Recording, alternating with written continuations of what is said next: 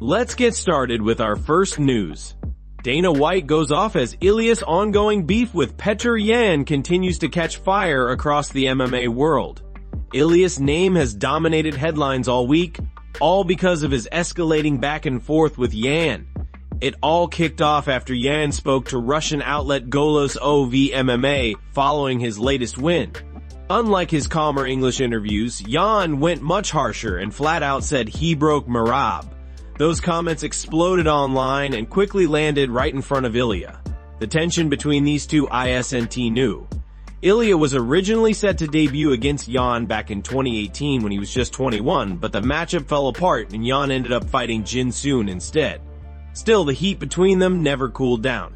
Now, Ilia has jumped on Instagram Live, firing a loud warning at Yan, amplifying the criticism Hess faced for years for feuding with almost everyone on the roster, from Bilal Muhammad to Cody Garbrandt. And now Dana White has officially stepped in. When asked about the Ilia-Yan drama, he completely brushed it off and went off on people blowing the situation out of proportion. He reminded everyone that this is the UFC, not a tea party. Fighters talk, they go at each other, emotions run high, rivalries flare up, it happens every single week. Dana emphasized that Ilia wasn't even involved in Yan's recent fight, but that doesn't matter because this is how the fight business works. Trash talk exists in every sport, the NBA, the NFL, baseball, everywhere. It's part of the game. It's part of the culture. And according to Dana, nothing is ever going to change that. No one is going to tell a fighter what they can or can't say. Move on to another news. Merab's coach has finally admitted to making a crucial mistake in between rounds during the fight against Petr Yan, a moment that fans and pundits have been criticizing non-stop. Many slammed him for telling Merab he was winning, even though he was clearly behind on the scorecards. In a recent interview with Ariel Helwani, Coach Wood owned up to the error, explaining that he genuinely believed Merab had won those early rounds in real time. He said the pace, pressure, and forward movement made it feel like Merab was in control, even though Yan was landing the cleaner, heavier, and more damaging shots. This miscommunication, according to fans, may have influenced how Merab approached the later part of the fight. Instead of pushing with urgency, he might have believed he was safely ahead. Meanwhile, former champ Sean Ali added his own take on the situation. He doesn't think the UFC will rebook Merab versus Yan anytime soon, arguing that Yan clearly dominated the fight. For Sean, this scenario is extremely convenient because his path to reclaiming the belt becomes much cleaner if Merab isn't the champion. He already holds a razor-close win over the current champ Yan, a result many fans still debate today.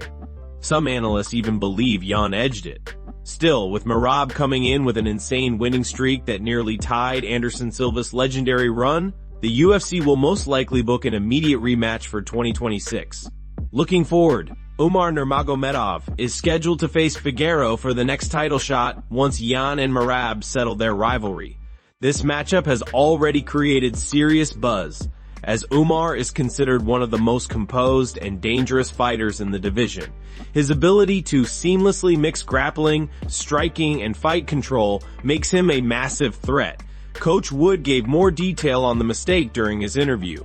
He said he thought Merab was the busier fighter, pressing forward and dictating the pace, but watching it again made things clearer. Yan had the bigger moments. He landed the bigger strikes, created the more significant reactions, and caused visible damage. The blood, the pressure, the optics, all of it affected how the corner viewed the fight in real time.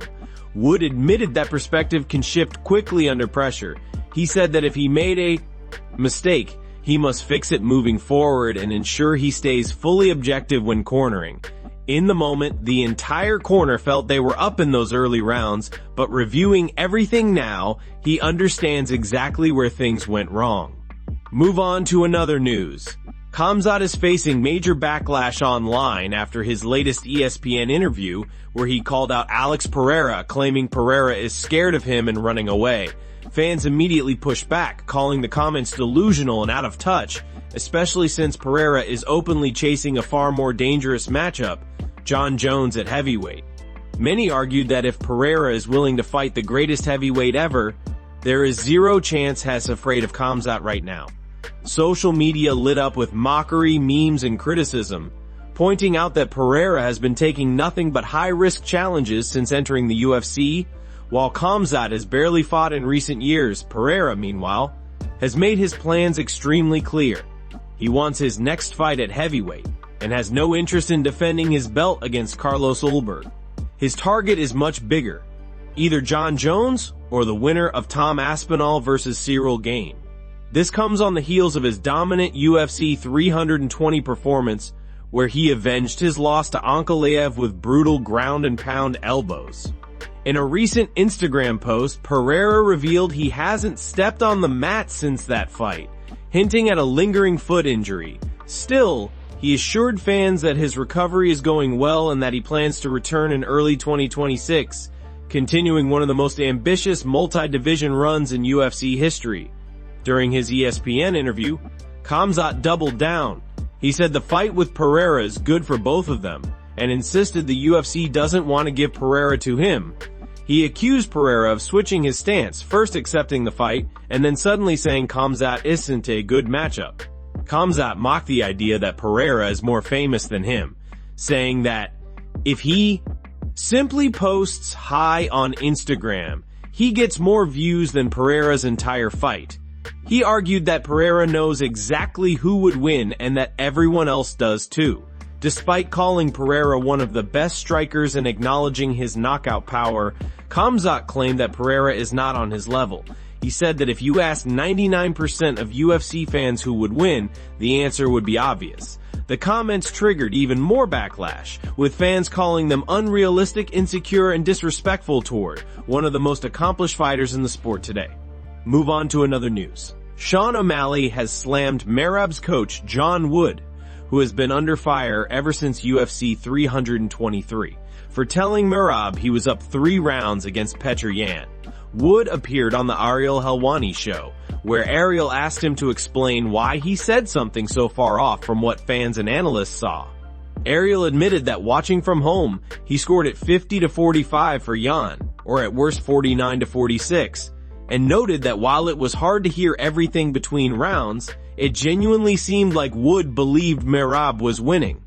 Wood responded by saying that from the corner, he thought Merab was the busier fighter, pressing forward and creating the pace. He said he has always been good at reading fights on the fly, but this time perspective played a huge role. Looking back, he admitted Yan had the bigger moments. Yan landed the heavier strikes, forced the stronger reactions, and caused visible damage, including the bleeding that often affects how rounds are perceived. Wood explained that many people told him afterward that his call was wrong and he now understands why. He emphasized that in the moment, the entire corner felt they were up in the first 2 rounds. The third round felt closer, and he acknowledged that rounds 4 and 5 clearly belonged to Yan. Wood said he needs to fix this mistake moving forward and must remain fully objective when cornering. Then Sean O'Malley weighed in, and he didn't hold back. He mocked Wood's advice by comparing it to something his own coach, Tim Welch, once told him. Sean said Tim once told him straight up, "Your opponent is faster than you," and he laughed about how even that was better advice than telling a fighter they're up 3 rounds when they clearly aren't. Sean repeated it sarcastically, pointing out how ridiculous it was. He even joked about thanking Tim for the honesty, showing how crucial truth is in a corner, even if it stings. Sean explained that being in the corner can be tricky because coaches might see the fight differently, or they might try to say something that motivates their fighter. But he made it clear that misleading someone in a high-stakes fight is never acceptable.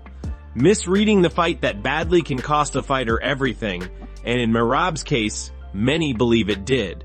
Move on to another news. Henry Cejudo has officially closed the book on his MMA career, reflecting on his loss to Peyton Talbot and announcing his retirement in an emotional message posted on 10th in his statement. Henry acknowledged that the fight didn't unfold the way he expected, but he remained proud of the way he went out. He said it wasn't the worst ending and even joked that the streets are saying I went out in a blaze of glory, admitting that after those final 10 seconds of the bout, he agrees. He made it clear he gave everything he had in that cage. Henry thanked the UFC for giving him the life he has now and for the opportunity to extend his athletic career beyond wrestling. He said he can confidently say he accomplished everything he set out to do from the moment he stepped into the octagon wearing the gold shorts. He expressed deep gratitude to his team, coaches, training partners, management, and especially his family, emphasizing that they were the reason he was able to push as hard as he did. Henry wrote that he never fought for a paycheck. He fought for them. And now, HES ready for the next chapter. Triple C is out, while Henry's retirement was making headlines. Merab's coach, John Wood, also resurfaced in discussions surrounding UFC 323, where he faced intense criticism for telling Merab he was up 3 rounds against Petr Yan. Wood explained that he genuinely believed Merab was the busier fighter in real time, pressing forward and controlling the pace. But looking back, he admitted Yan had the bigger moments, the harder shots, the clearer reactions, and the visible damage. He accepted that many people called his guidance the wrong call and said he needs to fix that mistake moving forward. Wood explained that in the corner, everyone felt they were up in the early rounds, but the third round became difficult to judge, and rounds 4 and 5 clearly went to Yan. He emphasized that the heat of the moment can change perspective, and the optics inside the cage can deceive even experienced coaches. Still, he accepted full responsibility and said he must remain completely objective when cornering in the future. Henry's heartfelt farewell, combined with the ongoing backlash toward Wood, has made for a dramatic week in the MMA world, reminding everyone how quickly careers can end, narratives can shift, and perspectives can change in this unforgiving sport. Move on to another news. Khamzat has finally addressed why he has been avoiding a middleweight title defense against Nassourdine Imavov, despite growing pressure from fans and analysts. After capturing the middleweight belt by defeating Duplessis at UFC 319 in August, the immediate question became who would get the first crack at the new champion. The division was already stacked with real contenders. Brendan Allen snapped RDR's 4-fight streak in Vancouver, and Imavov strengthened his case with a clean unanimous decision win over Boralho at UFC Paris. Meanwhile, Sean Strickland is lined up to face Anthony Hernandez at UFC Houston in February 2026, leaving many to argue that Imavov is the most deserving challenger for the king of the division. But Khamzat made it clear that the situation is far more personal than people think. He explained that Imavov isn't just another contender. There is a shared cultural and religious connection between them, deep roots tied to Dagestan, a bond he says carries significant meaning. Khamzat emphasized that he knows Imavov well, and Imavov knows him. They've crossed paths, shared mutual respect, and understand each other beyond just fighting. Because of that connection, Khamzat said he would rather avoid creating unnecessary drama, especially the kind that often explodes on the internet when fighters with those backgrounds face off. He stressed that as a Muslim, and considering the cultural ties between Dagestani and Chechen people, he simply doesn't like the idea of fueling that kind of conflict. "That's a good guy," Khamzat said. "I don't want to fight this guy because we know each other. Like a Muslim, has from Dagestan. You know how Dagestan and Chechen people are. There's a lot of drama online, and I don't like it." Still, Khamzat made one thing absolutely clear. If the UFC insists, he will never say no. He said he already told Imavov's management that if Nassourdine truly wants the fight, he is open to it. He would appreciate it if Imavov allowed him to move up to light heavyweight first, where he hopes to challenge Alex Pereira, but he won't refuse a title defense if it's pushed on him. "For me, it doesn't matter," Khamzat concluded. "If he wants it, he'll fight. If the UFC wants it, he'll fight. I'm not saying no to any fight." The situation now leaves fans wondering what the UFC will decide and whether Khamzat's future lies in defending his middleweight belt or chasing history at 205.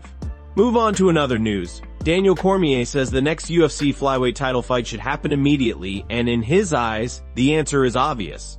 After Pantoja lost his belt just 26 seconds into his UFC 323 co-main event against Joshua Van, due to a severe arm injury, Cormier called the moment a major letdown. With Pantoja likely sidelined for months, he believes the division can't afford to stall. Tatsuro Taira was cageside that night after finishing former champion Brandon Moreno in dominant fashion, and Cormier thinks the UFC should waste no time setting up Van versus Taira for the vacant title. On his Good Guy, Bad Guy show with Chael Sonnen, Cormier explained that Pantoja's injury was real, serious, and guaranteed to keep him out for a while. That alone, he says, makes Taira the obvious next contender. Cormier revealed that during UFC 323, he leaned over to matchmaker Mick Maynard and told him to book them tomorrow.